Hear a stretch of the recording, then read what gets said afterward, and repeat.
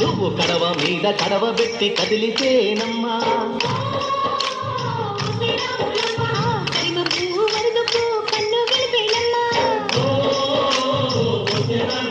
నువ్వు సింధు మీద సిందేసి సెంగుమంటేనమ్మా